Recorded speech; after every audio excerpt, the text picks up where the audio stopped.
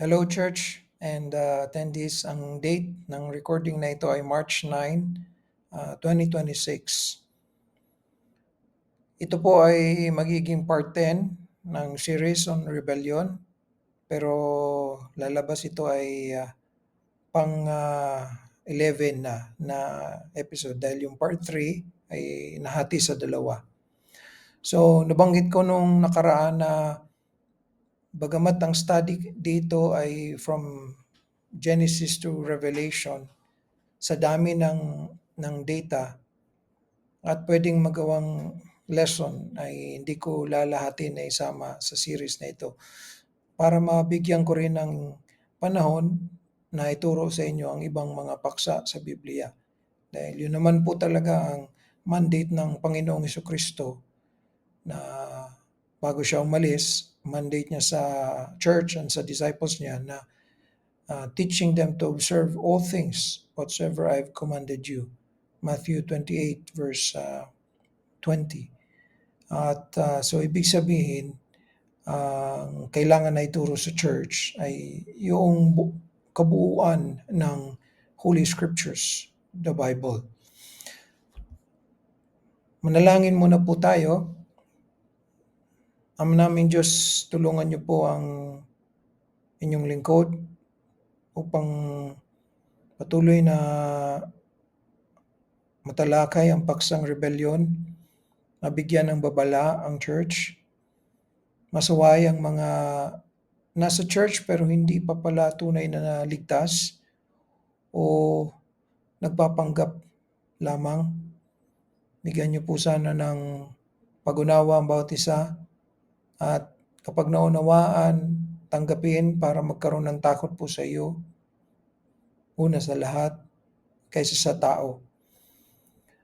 Hinihingi ko po, Panginoon, ang pangunguna po ninyo sa akin sa pagsasalita, pagpapaliwanag, ang karunungan po ninyo, ang pinakamainam na kailangan para mapatatag ang katawan ng Panginoong Hesukristo, ang Ecclesia.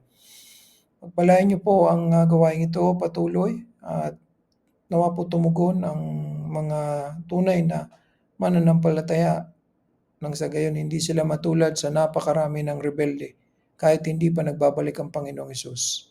Sa ngalan niya, Amen. Para sa review, yung nakaraan ng pinag-aralan natin ay ang concrete na example ng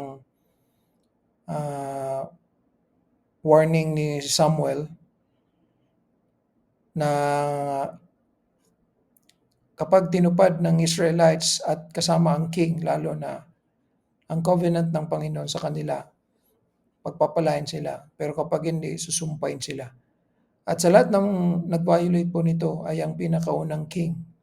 Bagamat si God ang pumili kay Saul, ay nilabag ni Saul ang covenant ng Panginoon. So tingnan natin ito na hindi po nagkamali ang Diyos sa pagpili.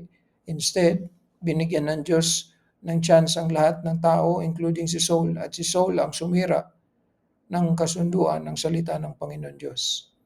So, malinaw ang Bible, ang Diyos ay banal at hindi nagkakasala kailanman. Kaya lapastangan po ang sino mang tao na mag-iisip ng masama laban sa Panginoong Diyos. Sana wala sa bawat isa ang may ganyang pag-iisip, lalo na kung mayroong mga pagsubok o mga maling konsekwensya ng kasalanan na pinagdadaanan sa buhay. So, ang identity ng rebelde sa nakarang aral ay si Saul, King Saul of Benjamin. Ang kasalanan niya, una ay ang apostasy at marami pang iba na patunay na lamang na siya ay isang apostate. So, tinalikuran niya ang Diyos. Kasama dito ang pagtalikod niya sa banal na salita ng Diyos. At nakitaan siya ng yabang at ang pangunguna niya sa lingkod ng Diyos na si Samuel. So, ang impact nito kay Samuel ay nagdulot ito ng galit at pagsisisi Ganon din sa Diyos. So, kaisa ng Diyos na si Jehovah ang lingkod niya na si Samuel na rineject nila pareho si Saul. Kung matatandaan ninyo, mula nang ginawa yon ni Saul, rineject ni Samuel siya, kaya hindi na siya nagpakita muli kay Saul. Kaya ang king, nawala ng man of God, nawala ng counselor na galing sa Diyos, nawala ng priest. At ang pinakahuli, yung punishment ng Panginoon kay Saul at kasama ang lahat ng anak niya, ang buong bahay ni Saul, ay 3 D: defeat, death, disgrace. So natalo sila ng kaaway na Philistines, namatay sila sa digmaan, hindi ito karangalan, and ay nagdulot ito ng kahihiyan. Buong bahay niya ay natalo. So may mga maling katuruan noon hanggang ngayon. Ang paniniwala ng mga noon ng mga Vikings in the 15th centuries na kapag sila ay namatay sa digmaan, mararating nila ang Valhalla. Valhalla, yun yung langit para sa kanila. So, ang mga Vikings, yun ang tinituring na heathen ng mga Catholics noon. Hindi pa po nawawala yan kasi ang mga Muslims, ang mga naniniwala sa jihad or yung holy war ng Islam, ay kaya sila maigting kung makipagbaka o kung pumatay o para sa kanila digmaan yon. Ang sitwasyon ay digmaan ngayon dahil kapag namatay sila sa jihad or holy war ay makakarating sila kay Allah. Ito pong nangyari kay Saul ang isang ebidensya na hindi porket namatay ka sa digmaan ay marangal at ikaw ay papaboran ng Panginoon Diyos. Dahil yung pagkamatay ni Saul sa digmaan ay sumpa yon ang Diyos. Malinaw po ito. So noon hanggang ngayon, si Satan ay patuloy na nagkakalat ng mga maling katuruan. Kaya dapat po, ang tinuturuan po sa inyo ay tumatanggap sa aral na mula sa Diyos sa Biblia. Para kung tinanggap ninyo, meron kayong tinatayuan. Hindi tulad ng isang taong walang tinatayuan, walang laman, kaya tanggap ng kahit ano sa pag-aakala na tama ito. Punta na po tayo sa paksa ngayon. So nabanggit ko po, mag-i-skip ako. Natapos tayo sa tabernacle period. Marami pa pong pwedeng pag-aralan sa temple period. And then exile period. And then after exile period, and then yung church period. So mula ngayon, ito saka ang huling 4 na episode. So nilalagay ko lang sa 15 episodes yung spiritual gifts. Ganon din. So ito rin po, mga 15 episodes din, and then bagong topic tayo. So that marami ang mga mananampalataya matutunan. Maliban sa pagpapagal at pagtuturo ni Brother Josh and Brother Leo.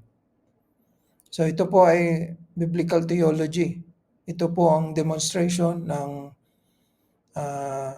natututunan ko sa CBMS. Dahil kay Dr. Jed, Dr. Thomas Strauss, and Dr. Caswell Reeves, and Dr. Keith Main. So, ano man ang natututunan natin tama, tanggapin, and put into practice.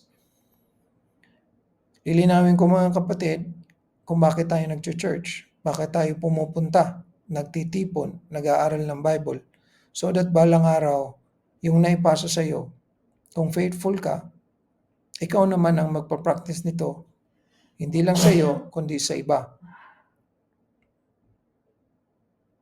Kaya po, mali po talaga isang rebellion yun na alam mo kung ano dapat mong gawin, hindi mo ginagawa. Ito po ay kasalanan. Ayun ang sabi ni James. So, ang concern natin ngayon, many will be rejected. Iyan ay salita ng Panginoong Jesucristo. And ito ay sa panahon na sinabi niya na hindi niya pa sinisimulan ng church niya talaga. Nagsisimula pa lang siya sa ministry niya, earthly ministry niya. So this will be part 10. And ang last 4 episodes, at least 4 episodes, ay mga aral na sa mga churches, local churches in the first century. So early churches po ito na ating titingnan. So sa tabernacle period, we can summarize, rebellion po ang hindi pagsunod sa Word of God. At walang exemption dyan, kahit sino ka. Ikaw man yung tao o kaya man of God. As a priest, ay walang exemption ng Panginoon. Nakita ninyo kung paano pinarusahan ng Panginoon si Moses, si Aaron. Nakita ninyo kung paano pinarusahan ng Israelites ang lahat ng first generation na niligtas ni God mula Egypt. Naubos sila. Natira lang si Joshua. Natira lang si Caleb. So, ang text natin ay Matthew chapter 7. Ano ang content nito? Ito yung part ng pinakamahabang sermon na record sa Bible. Hindi lang sa New Testament, kundi sa Old. At itong sermon na ito ay sermon ni Jesus Christ on the Mount. So, marami siyang instructions dito ang Panginoon. Ang audience niya dito ay mixed. Ibig sabihin, halo ng mga mananampalataya at hindi. Kaya hindi ito church pa. Yung pagtitipon na nangyari between Matthew chapter 5 hanggang 7 ay hindi matatawag na church because ang church ay pagtitipon ng mga pawang ligtas. Kaya kung nag-obserba kayo, sinasabi ko lagi, hello sa church and attendees. Kasi ang mga nakakarinig nito, hindi naman lahat ligtas o hindi tayo sigurado kung lahat ay ligtas, kaya may halo din. Although majority, and ginawa ito under the ministry ng church ni Jesus Christ. So primary receiver nito is the church. Secondary, si attendees na hoping tayo one day ay sumampalataya at maligtas din. So, nangyari ito sa panahon na si Jesus ay nagsimula na sa kanyang earthly ministry. Kung maalala ninyo, kung ito ay Matthew chapter 7, nagsimula ito Matthew chapter 5. Matthew chapter 4, tinawag niya na yung mga disciples. Pero ang first meeting nila na exclusive sa church was recorded in Matthew 10. Kaya ako sinabi dito, pre-church period ito. So, punta na tayo. May dalawang bagay akong ipapakita sa inyo na katotohanan sa sinabi ng Panginoon. So, tutukuyin ko, gaya ng mga nagdaang mga pag-aaral, yung mga verses na lamang na naaayon dito sa paksa natin. At ang una po, by the way, location is Israel. Matthew 7 verse 21. Sabi ni Jesus, "Not everyone that saith unto me, Lord, Lord, shall enter into the kingdom of heaven, but he that doeth the will of my Father which is in heaven." So, pagkatapos ng mahabang instructions ng Lord sa audience niya, tas sasabihin niya ito. So, ilagay natin ang sarili natin sa audience, among the audience. Pagkatapos na nagturo ng Panginoon ng maraming aral, sasabihin niya, hindi lahat na tumatawag sa aking Panginoon, Panginoon, ay makakapasok sa kaharian ng langit. Nabanggit ko kanina, yung audience naman talaga is halo, mananampalataya at hindi. Ibig sabihin din ito, may mga interesado sa kaharian ng langit, merong hindi. And so, natural lamang na sasabihin niya ito. Pero, kung ang Panginoon o kaya ang preacher, sasabihin niya ito sa church, kailangan may knowledge yung preacher na yung iba doon sa church na yun ay hindi talaga naligtas. So, sinasabi niya dito na hindi daw lahat. So, i-quantify natin kung hindi lahat doon sa multitude na yon, yung hindi makakapasok is marami ba o konti? O 50-50 ba yon? So, kailangan i-quantify yon. And makikita na agad dito yung makakapasok lamang. Sabi niya ng Panginoon, ang makakapasok lang daw ay yung gumagawa ng kalooban ng kanyang Ama o ang ating Diyos Ama sa mga naligtas na nasa langit. So, ang pinag-uusapan dito ay ang Ebanghelyo, ang kaharian ng langit na darating at papapasukin lang ng Panginoon. So, ini-indicate nitong verse na ito na siya ang magpapapasok at siya rin ang hindi magpapapasok sa kaharian ng langit. At ini-indicate nito na siya ang may otoridad na magpapasok at hindi magpapasok. Pero ang basihan niya kung sino ang papapasukin at hindi ay yung kalooban ng Ama. Na yung kalooban na yun ang sinunod niya rin. For God so loved the world that He gave His only begotten Son. So John 3:16, kaya si Jesus pumarito sa sanlibutan dahil sa kalooban ng Ama. At according sa Panginoon, ang sino man na susunod din sa Ama ay susunod din. Consequently, sa Panginoong Hesus. Kasi pinadala si Jesus ng Ama. So, yun lang daw ang papasok. So, napaka-generic nito. Gumagawa sa kalooban ng Ama. So, kung hindi ito ma-define, marami talaga mag-a-assume na papasok sa langit. So, isang katanungan ito. Kung ikaw, nandun ka sa audience, anong mararamdaman mo? Isama natin ang Matthew 7:23. Ang sabi pa ng Panginoon, and then will I profess unto them. Itong them dito, ito yung mga hindi papapasukin. So, may sasabihin siya na dalawa. I never knew you. Sabi daw ni Jesus, itong sasabihin niya sa mga hindi makakapasok. I never knew you. And then number 2, depart from me. So, hindi niya kikilalanin at hindi niya papapasukin kasi sasabihin niya, umalis ka. So, dinagdag niya rin dito na ang mga hindi makakapasok, ang ye that work iniquity, workers of iniquity.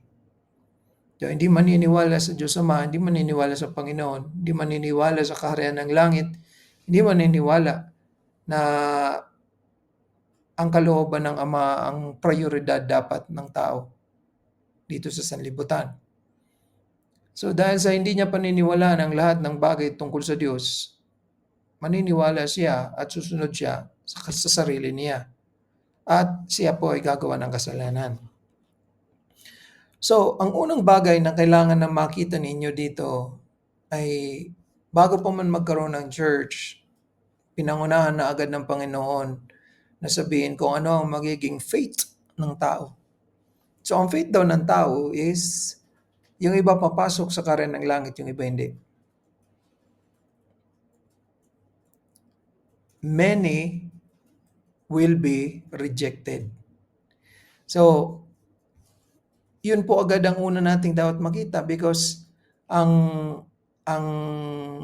ire-reject na buo ito dahil sa sinabi ng Panginoon na hindi ko kayo kilala at umalis kayo. The Lord will not know them, the Lord will drive them away. So, hindi tama ang termino ang palalayasin kasi ang palalayasin is papasok muna bago paalisin. Ang sinasabi ng Panginoon dito, sa gate pa lang, hindi ka na makakapasok. So, talagang bago ka makapasok, papaalisin ka na niya. And sasabihin niya sa mukha mo na hindi kita kilala or kinikilala. So, ang sino mang hindi kinikilala ng Panginoon, hindi rin kikilala ng Ama. Dahil ang daan ng tao sa Ama ay si Jesus lamang. I am the way, the truth, and the life.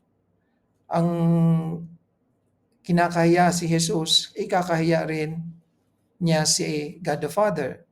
So, ikakahiya din ni Jesus at ikakahiya din ng Ama. Ganun ang authority na binigay ng Ama kay Jesus. So, Tingnan natin ito na mas unawain natin itong bagay na sinabi dito ng Panginoon. Ang hindi pagkilala. So, tutukan natin ito. Punta tayo sa Matthew 25. Hindi ko na po nailagay dito, pero sa Matthew 25 kasi, Matthew chapter 25, nandito yung parable ng 10 virgins. Ang summary ng 10 virgins is may 5, pareho ito, invited dito sa wedding. Susunduin sila ng bridegroom.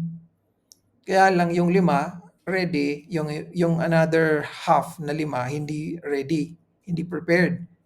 Paano hindi prepared? Hindi naglagay ng oil para sana yung lamp nila may ilaw. So, tingnan ninyo ang sinabi ng bridegroom, which represents ang Panginoong Jesucristo, doon sa virgins, 5 virgins na hindi ready. So, tutukuyin ko na lamang po, sabi sa verse 2, yung 5 sa kanila were wise, yung other 5 foolish. So, ito ay kwento ng Panginoon. So, ang aral ay mula mismo sa Panginoon. And, fast forward na tayo, sabi ng Panginoon dun sa foolish virgins, 25:11. Afterward came also the other virgins, saying, Lord, Lord, open to us. So tingnan nyo, yung virgins dito na foolish, tumawag talaga din na Lord, Lord. Di ba sabi ng Panginoon, hindi lahat ng tumatawag sa akin na Lord ay makakapasok sa karya ng langit. So itong parable na ito, sa verse 1, ay parable tungkol ng kingdom of heaven. So ang lesson dito is about the kingdom of heaven talaga. So ito'y parallel and nag-a-agree doon sa Matthew 7. Hindi lahat ng tatawag na Lord, tulad nitong foolish virgins, ay makakapasok kasi nakasarado na ang pinto. So sasabihin daw nito na foolish virgins, Lord, Lord, open to us. And then anong sabi ni Jesus sa verse 11? Verse 12, Verily I say unto you, I know you not. So, dahil sa hindi kilala ng Panginoon, hindi niya papapasukin. Another, itong naalala ninyo sa John chapter 10, the Good Shepherd, John chapter 10. So, hindi ko po nilagay na para mapaikli lang ang slide natin. In John chapter 10, so, verse 14, sabi ng Panginoon, lahat ito mga words ng Panginoon din na sinulat ni Apostle John. I am the good shepherd and know my sheep and am known of mine. So, as the good shepherd, si Jesus, kilala niya. Sino or ano? Ang kilala niya lang ay ang sheep niya. Kaya nga shepherd siya. At kilala din daw siya ng kanyang mga sheep niya. So, categorical na dito agad ang tao, kung hindi ka sheep, goat ka. Punta tayo sa verse 27. 27 hanggang 30. Sabi sa 27 ni Jesus, My sheep hear my voice. So pag sheep ka ni Jesus, ang tanda na sheep ka ni Jesus, nakikinig ka sa mga salita na mahahanap sa Bible. And I know them. So inulit ni Jesus, kilala ko ang sheep ko. At ito pa, and they follow me. So, ina-expect ng Panginoon, kung tumatawag ka sa Kanya as Lord, Lord, ay susunod ka sa Kanya, gagawa ka sa Kanya. So, ang ire-reject niya, yung tumatawag, pero hindi naman naniniwala at gumagawa. So, ang basehan pala talaga ng pananampalataya ay yung nakikitang gawa. Verse 28, "And I give unto them eternal life." So, ang papapasukin sa kingdom of heaven, may eternal life. Ang papapasukin, sheep. Sheep ka na ba? Sheep ka ba talaga ni Jesus? Sumusunod ka ba talaga kay Jesus? Inaaral, binabasa mo ba ang mga salita ng Diyos? Sinusunod mo ito? O yung sinusunod mo lang yung nagtuturo, yung namumuno? Kaya yung pagsunod mo ay hindi totoo. Mapaglinlang. Tulad ng mga wala na. May eternal life daw. May eternal life ka ba? Huwag mong lukuhin ang sarili mo. Huwag kang magpanggap na kasama ka rin ng mga tunay na tupa. Sarili mo lang ang sinisira mo. And they shall never perish. So tingnan ninyo itong pangako ng Panginoon. Sigurado, ang tunay na naligtas, hindi raw parurusahan sa impyerno. Great blessing ito sa tunay na naniniwala. Mapapasaya ka talaga sa mga salitang ito ng Panginoon. Neither shall any man pluck them out of my hand. Wala na raw sino mang tao ang makakaalis sa iyo sa kamay ng Panginoon. Kapag tupa ka, may buhay na walang hanggan ka, ikaw ay hindi mapaparusahan na sa impyerno at walang sino mang makakapaghiwalay sa iyo sa Panginoon. Kaya para iwanan, talikuran ang church, hindi talaga yung tunay na naligtas. Dahil ang tunay na naligtas, kilala ang Panginoon, masaya sa piling ng Panginoon, sinusunod ang Panginoon, nakikinig sa boses ng Panginoon. Kahit hindi natin nakikita ang Panginoon, alam natin na kasama natin siya kung tunay kang ligtas dahil naninirahan ang Panginoon sa iyo. Kaya ang tunay na naligtas na nakikinig nito, amen talaga. Talagang pupurihin ang Panginoon. Salamat o Panginoon. Salamat na ikaw ang Panginoon. Salamat na ikaw ang aking Kristo. Salamat na kinilala kita di tulad ng marami. Salamat Panginoon, mananatili talaga ako buong buhay ko. Hindi talaga ako tutulad ng mga tumalikod. Ganyan po ang tunay na naligtas. Kung sa hayop na tupa, ano ang baha ng tunay na naligtas? Yan po ang mga patotoo. Yung pagpapatotoo mo na naligtas ka, hindi na po yan dapat sinasabi sa iyo. Ipagmamalaki mo po yan ang kaligtasan na natanggap mo sa Panginoon. Ikukwento mo yan sa mga hindi ligtas, baka sakali sila ay makinig at magkaroon din ng interes. Sabi ba ng Panginoon sa 29, "My Father which gave them me," so sino ang nagbigay ng tupa kay Jesus? God the Father. So ibig sabihin, kilala din ng Father ang tupa sa hindi. Is greater than all. So sino daw ang pinaka-great? God the Father. And no man is able to pluck them out of my Father's hand. So hindi lang ang tunay na tupa ay sa kamay na ng Panginoong Hesus, kundi sa kamay din ng Ama.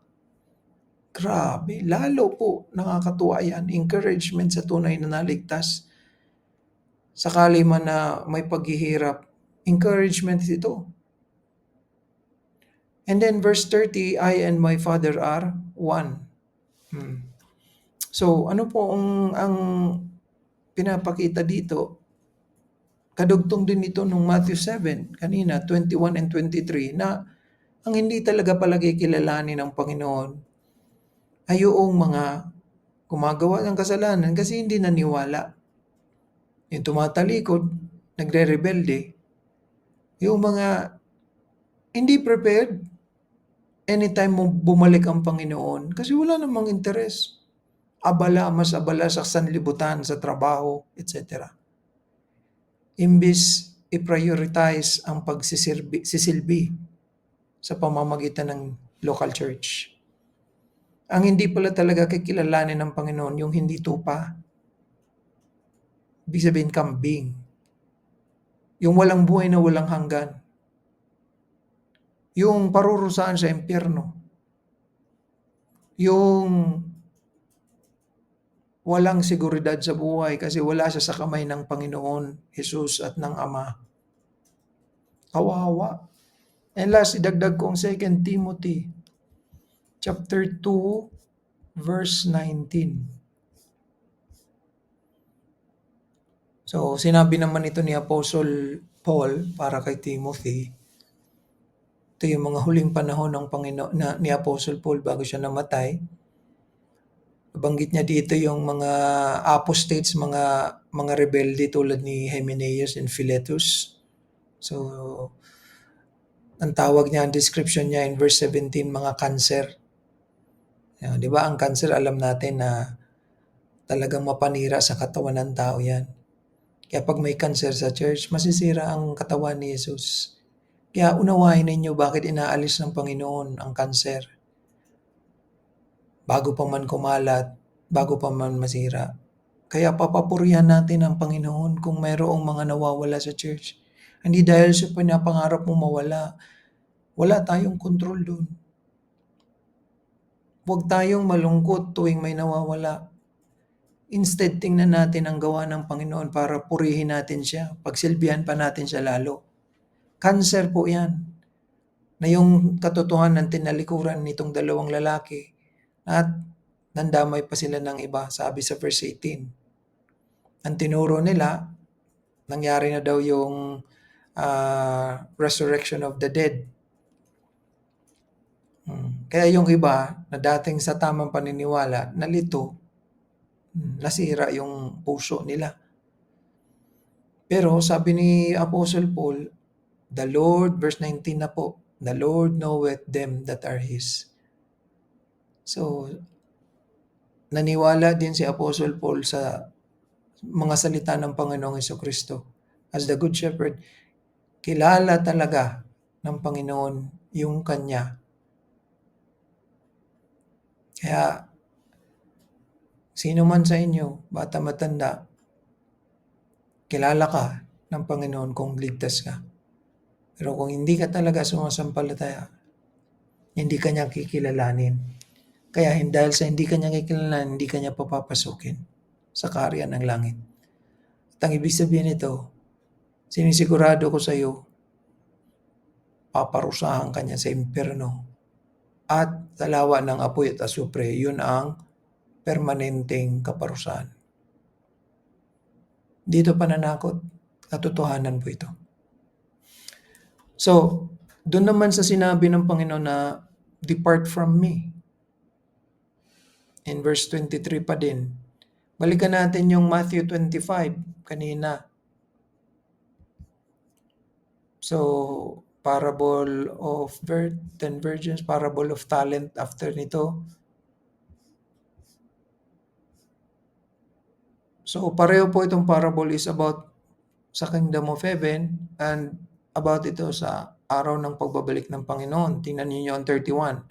Matthew 25:31. When the Son of Man shall come in His glory,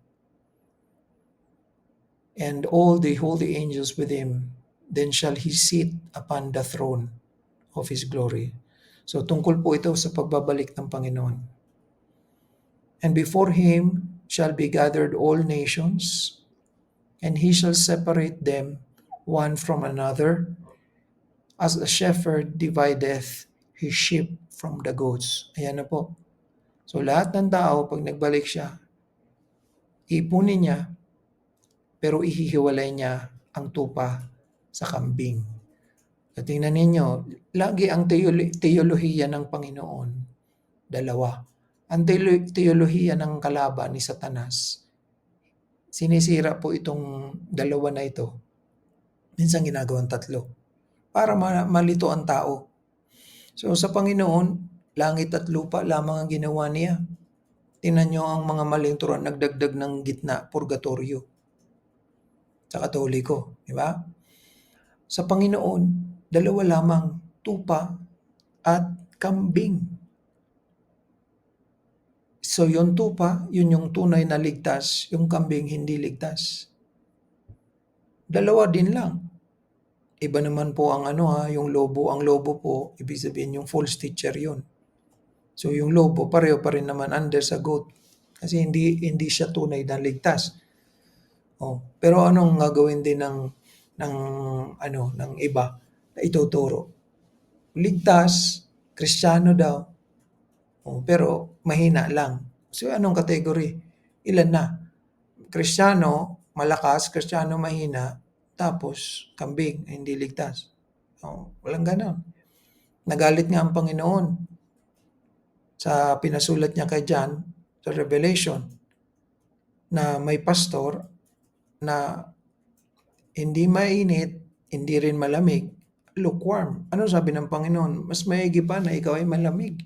So ibig sabihin sa Panginoon, dalawa lang dapat. Mainit ka sa Kanya sa paglilingkod o kaya malamig ka tulad ng patay kasi hindi ka tunay na naligtas. So wala naman talagang gitna. So mag-ingat din tayo. Ano talaga ang tingin mo? Ligtas ka o hindi? Ganun po yun. Hindi yung ligtas pero hindi ko po sigurado. Ligtas pero parang hindi na po. Ngayon, ligtas ka. Kinabukasan, hindi. Nangyari na po yan. Nagpatuto na ligtas. Sunday, kinamande yan. Gumawa ng krimen. So, ano po ang sinabi pa ng Panginoon pagkatapos ihiwalay? Verse 33, and he shall set the sheep on his right hand, kanang kamay, ilalagay niya sa kanan niya ang mga tupa niya, pero but the goats on the left. Sa kaliwa niya, yun yung mga goats. So, tingnan ninyo, pag nagbalik si Jesus, ipunin niya lahat ng tao, hatiin niya. Yung kilala niya lang, yun ang ilalagay niya sa kanan, mga tupa. Yung hindi niya kilala o kikilalanin, ilalagay niya sa kaliwa niya yung mga kambing. At forward ako, tingnan niyo ang gagawin niya sa mga kambing. Verse 41, Matthew 25. Then shall he say also unto them on the left hand. Sino nga yung nasa kaliwa niya? Kambing. Depart from me, ye cursed, into everlasting fire. Ano yung tupa? Everlasting life. Kilala niya. Papapasukin niya. Ano yung nasa left niya? Kambing. Hindi niya kilala, paaalisin niya, sinumpa niya, may everlasting din. May forever din sa kambing.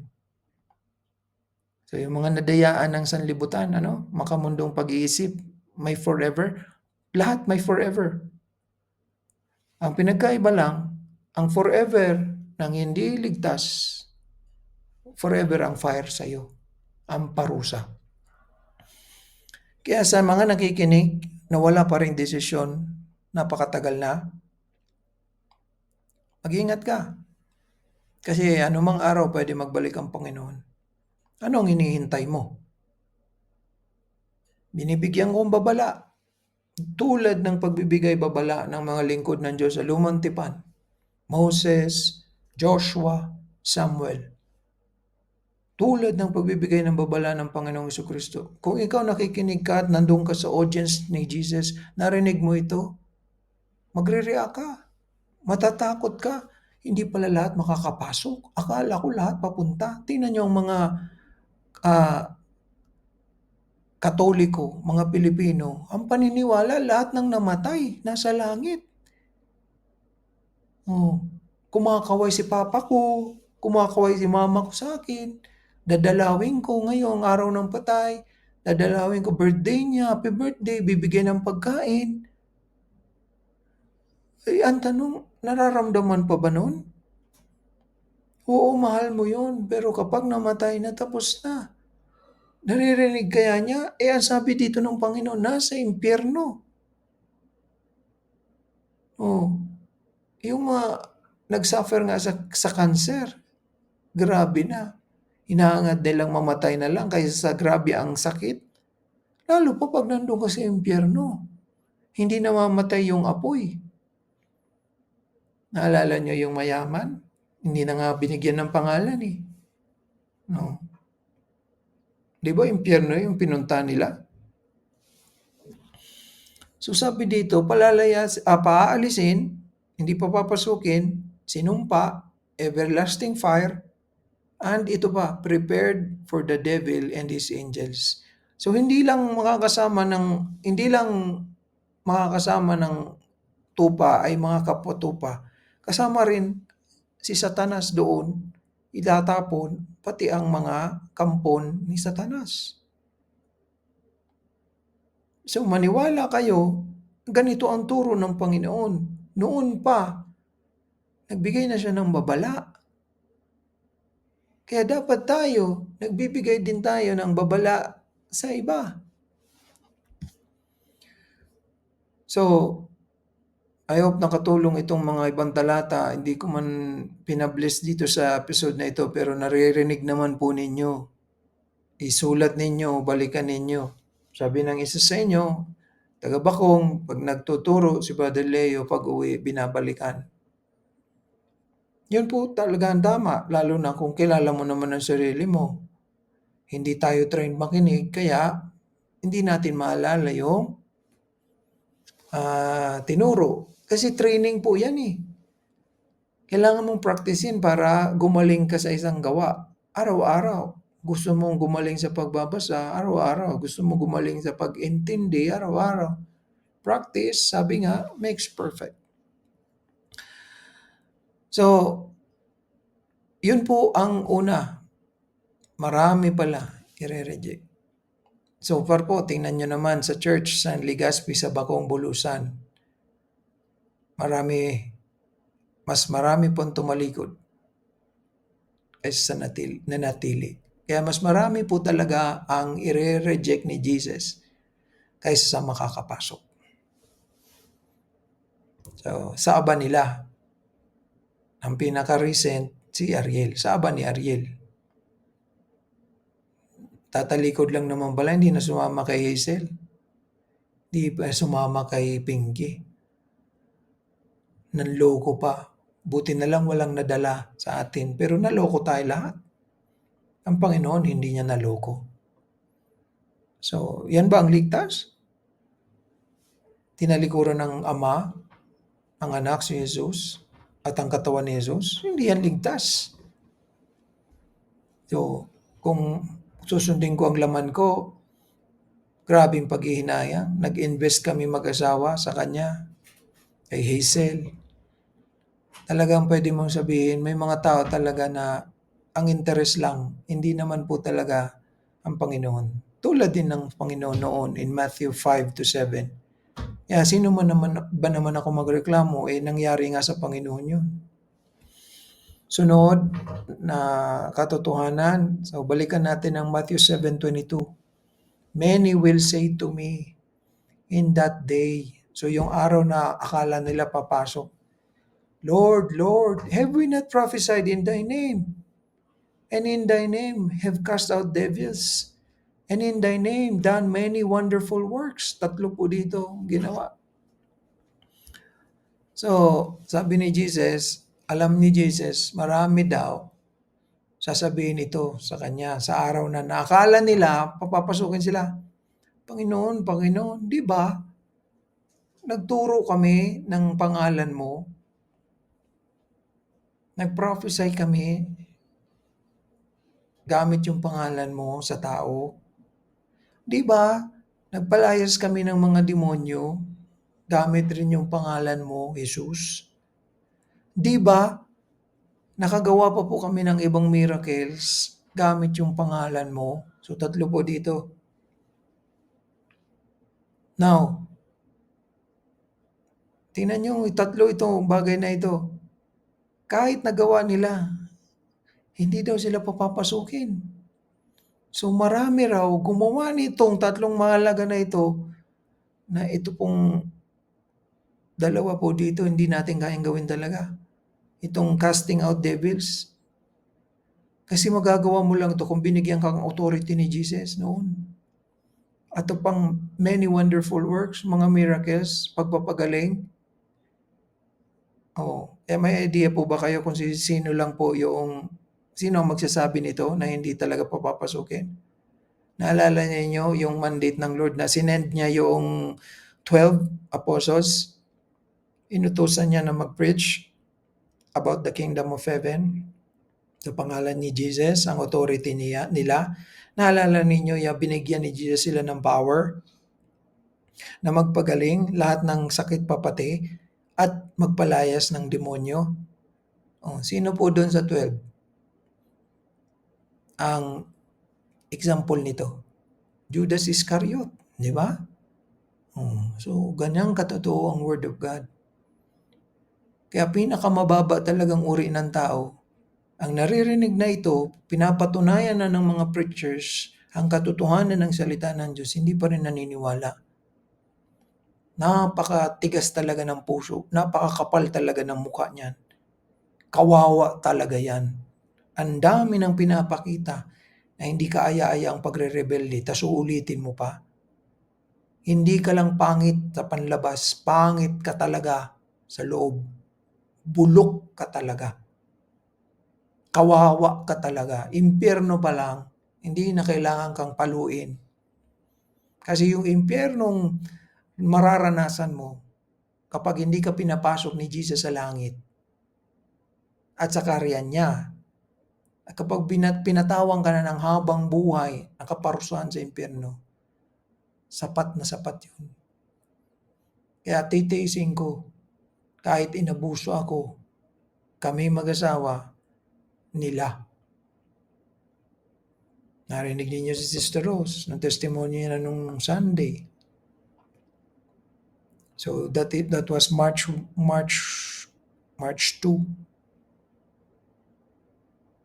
March 8 lang, kahapon lang pala yun. March 8. Sino lagi ang kalaban ng mga nabanggit niyang mga rebelde? Pastor. Di ba? Kaya hindi na nakakapagtaka po yan, normal po yan kapag mabalitaan ko isang araw, ang kalaban din ng rebelde ay Brother Josh o Brother Leo. Yan po ang sukatan ko na matapat itong dalawang lalaki. Kasi matapat sa salita ng Diyos, walang prenong ituturo ang salita ng Diyos. Hindi magko-consider kung makakasakit. Pero kung nagko-compromise ang preacher, pwedeng walang galit sa kanya. Pero rebelde pala. So,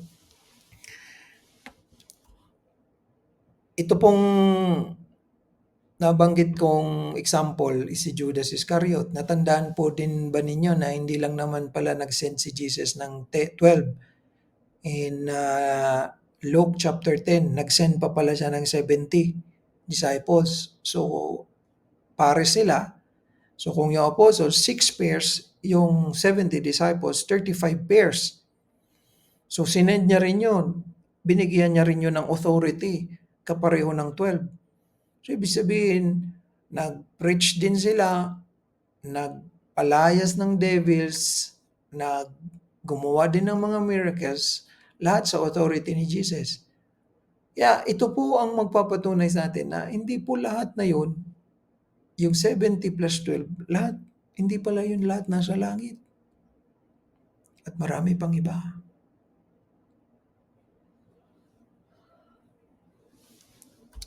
Nasusundan niyo po. Grabe ano? Hindi po lahat.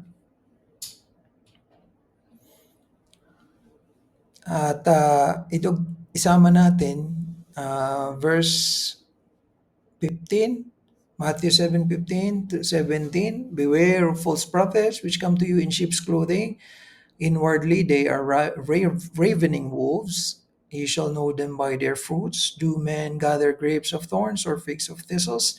Even so every good tree bringeth forth good fruit, but a corrupt tree bringeth forth evil fruit. Nag-warn siya. Sino ang hindi papapasukin daw Hindi kikilalanin ng Panginoon. Kinumpara niya sa puno ang tao. Kanina kinumpara sa tupa. Pag hindi tupa, kambing. Dito naman kinumpara niya puno. Malalaman daw po ang tao sa bunga. Dalawang sitwasyon. Yung puno na hindi papapasukin o yung taong hindi makakapasok, hindi namumunga. Yung namumunga, makakapasok. Isa pa, namumunga, lahat ng puno na namumunga, pero hindi porket namumunga. Sabi dito, kung yung bunga masama, hindi rin makakapasok. So, sinabi ng Panginoon, marami ang hindi makakapasok, marami ang mare-reject. Sinabi ng Panginoon dito, hindi porket binigyan ko kayo ng otoridad, ginawa ninyo yung pinapagawa ko, is ligtas ka na. See? Ang indikasyon nito sa atin sa panahon natin, hindi porket naging miyembro, hindi porket nagtuturo, nagpapaawit, namumuno, naglilinis, nagpapatotoo, may ginagawa sa church, lumalabas, nagwi-witness. Siyempre, wala naman sa ating may kapangyarihan na magpalayas ng demonyo at kaya magpagaling. Kahit pa doktor. Hindi po power ang binigay. Pinag-aaralan para maging doktor. So yung karunungan yun ang gagamitin para payuhan kung ano ang iinumin para gumaling. So kaya sabi ko kanina, yung huling dalawa, hindi talaga natin yung magagawa. Pero yung mag-preach, magturo, ituro si Jesus sa tao, yun ang magagawa natin. And then kadugtong po, 18 to 20, a good tree cannot bring forth evil fruit. Ang tupa, hindi kambing. Ang kambing, hindi tupa. Neither can a corrupt tree bring forth good fruit. So, pag masamang puno, masama ang bunga, hindi magbubunga ng maganda. Ang hindi ligtas, hindi ligtas. Ang ligtas, ligtas. Every tree that bringeth not forth good fruit is hewn down. Puputulin. Kasi ang gamit na lang po niyan, panggatong. And cast into the fire. Wherefore, by their fruits, ye shall know them. Kinumpara ni Jesus sa puno. Malalaman daw ni Jesus yung puno sa bunga. Kung wala, hindi niya kikilalanin. Naalala niyo yung fig tree? Gutom na gutom si Jesus, papunta siya ng Jerusalem. Yung fig tree walang bunga. Ang walang bunga, sinumpa. Ganon din yung kambing, sinumpa or isusumpa niya. So lagi ang pera nga dalawang side eh. Ganon din naman sa Panginoon eh. Righteous or wicked, good or evil, saved, not saved, sheep o goat, good tree, bad tree, fruitful, fruitless. And then 24 to 25, therefore, whosoever heareth these sayings of mine, papunta na ito sa katapusan ng sermon niya, and doeth them, I will liken him unto a wise man, which built his house upon a rock, and the rain descended, and the floods came, and the winds blew, and beat upon the house, and it fell not, for it was founded upon a rock. So, imagine ninyo, marami ang tao doon, at alam niya ang Panginoon, kilala niya lang yung mga naniniwala doon. Pero lahat doon tumatawag ng Panginoon, Panginoon. Kasi, Panginoon, Panginoon, pagalingin mo po ako. Panginoon, Panginoon, gutom ako. Panginoon, Panginoon, si ganito, sinapian, tulungan niyo po ako. Lahat naman nagpapanginoon, Panginoon eh. Mga unsaved nga, puro God bless you eh. Mga unsaved nga, pero sasabihin, Christian ako. Dito na sa Armenia, kami ang pinakaunang bansa na Christian state. Christian kami. Pero unsaved. Daming unsaved. Save daw, nagpa-baptize. Isang araw, hindi pala save. Isang araw, wala na sa church. May mga umalis na tahimik. May mga umalis na may kasama munang paninira. Pero pare-pareho sila, kambing. At sila ay parurusahan ng Panginoon sa araw. Kaya, kung ikaw nakikinig ngayon, hindi ka talaga tupa, isang araw, gagawin mo rin lang naman yung ginawa nila. Maliban na lang kung makinig ka ngayon, tanggapin mo ito para magkaroon ka ng takot sa Diyos at magbago lahat sa iyo simula ngayon. Kaya yan ang panawagan ko. Magsisi ka na kung hindi ka ligtas. Magbago na ang iyong puso ngayon mismo para lahat ng gawa mo magbago rin. Matakot ka sa nakaantabay na parusa ng Panginoon sa mga kambing. Pwede kang maginto pa. Ngayon, kambing ka, pwede kang maginto pa kung pagsisisihan mo ang pagiging kambing mo at tatalikuran mo ang pagiging kambing mo. Ang kambing, hindi kaaya ang karakteristik talaga kumpara sa tupa. May isang kambing tayong kasama na lahat naman nakakapansin yan na mas masaya po siya na siya lang. Tuwing may pagtitipon, pagkatapos ng pagtitipon niya, naaalis agad, pupunta agad sa likod. Pag Wednesday, magpe-pray tayo. So, nagkukuha na ng partner, saka pa lang yan babalik. Kilala niyo, ang tangkad na kambing yon, maitim. Alaga ko po yun. Nag-alaga ako ng mga kambing. Akala ko po, yung kinuha namin ni ma'am, mga tupa. Maamo yun pareho mga maamo. Si Ariel, maamo. Si Daniel Jr., maamo. Kaya hindi po totoo na, hindi po biblical na, anong tawag doon? Ganso. Hindi biblical. Ang biblical po, kambing.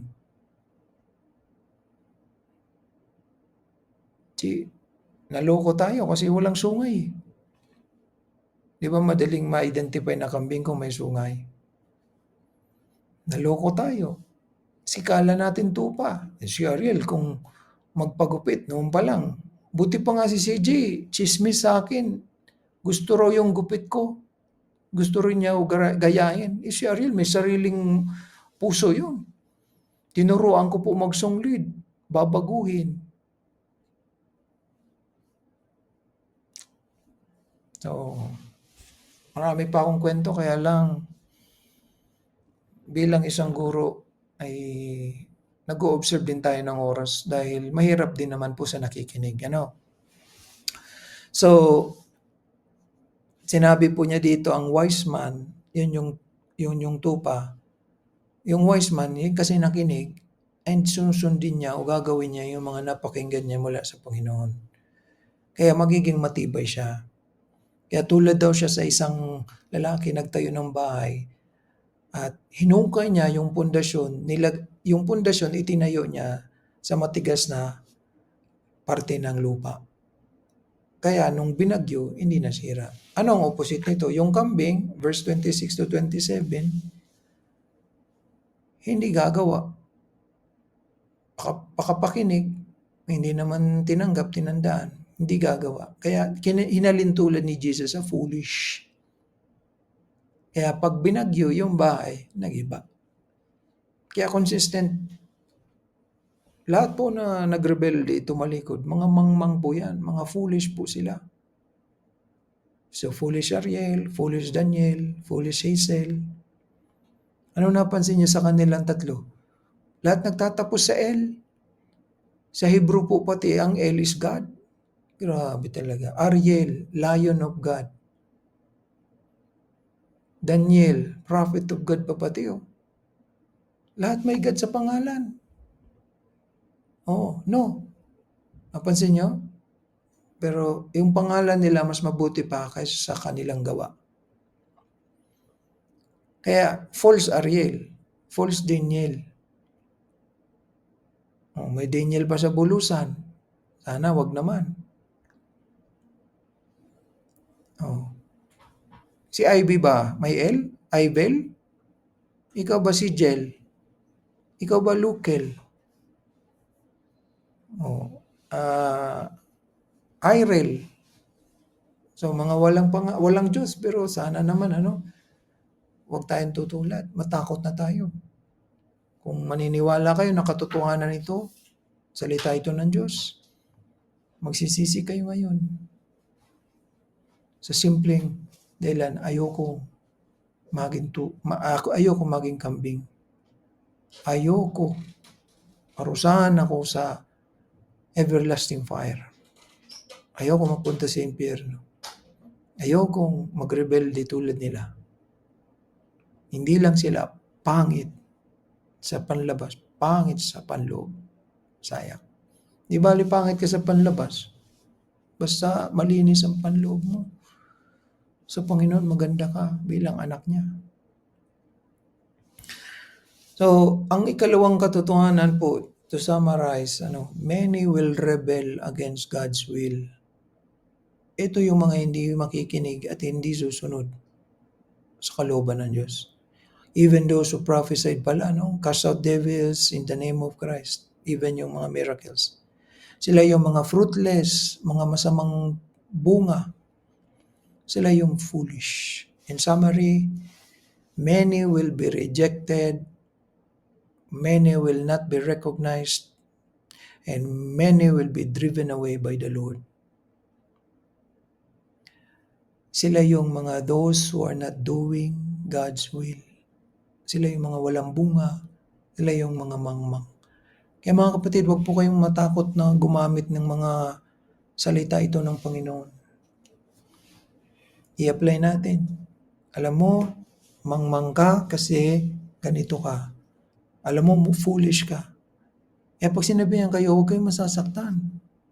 Ginamit mo na yan ng Panginoon bago ako o kami. Alam mo, sa ginagawa mong yan, kung hindi ka magsisisi, kawawa ka. Kung ang Panginoon, tuldukan ka kaagad ngayon, ang buhay mo ngayon, kawawa ka. Kayo po na hindi po ligtas, matanong ko kayo, nagsisinungaling ba ang Diyos? Kung ang sagot mo hindi, lahat ito mga salita ng Panginoon. Ba't wala kang ginagawang aksyon? Ano ang hinihintay mo? Kahit na anong araw, pwede na po magbalik ang Panginoon. Ayos ka lang? Hindi ka ayos kung ganyan ka. Magbata, magmatanda.